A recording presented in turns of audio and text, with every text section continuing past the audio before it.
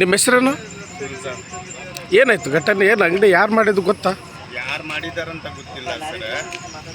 ಹೇಳಿದ್ರಿ 2-3 ದಿನ ಮೊದಲೇ ಹೇಳಿದ್ರಿ, ಹಿಂಗೆ ಆಗ್ತಿದೆ ತೆಗೀರಿ ಅಂಗಡಿಗಳು ಫುಟ್ಪಾತ್ ಮೇಲಿಂದ ಅನ್ನೋದಕ್ಕೆ ಆಯ್ತು ರೀ ಸರ ತೆಗಿತೇವೆ ಅಂತ ಹೇಳಿ ಒಪ್ಕೊಂಡಿದ್ದೀವಿ ರೀ.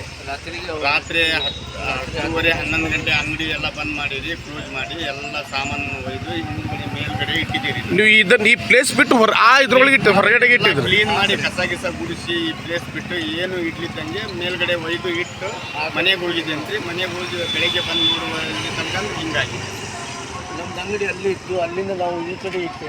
ಅದು ಇದು ಕಂಪೌಂಡ್ ಹಾಕಿರ್ತೀನಿ ನಾನು. ಆ ಅಂಗಡಿ ನನ್ನ ಯಾರು ತಪ್ಕೊಂಡು ಹೋಗ್ಯಾರ ಏನಿತ್ತು ಗೊತ್ತಿಲ್ಲ ಸರ್. ತಿಳ್ಕೊಂಡು ಎಲ್ಲ ಪೂರ ನಮ್ಮದು ಹಣ್ಣು ಇತ್ತು, ಸ್ವಲ್ಪ ಹಣ್ಣು ಎಲ್ಲ ಹೋಯಿತು.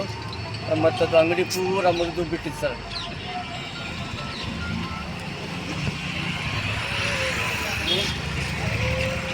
ಹಲೋ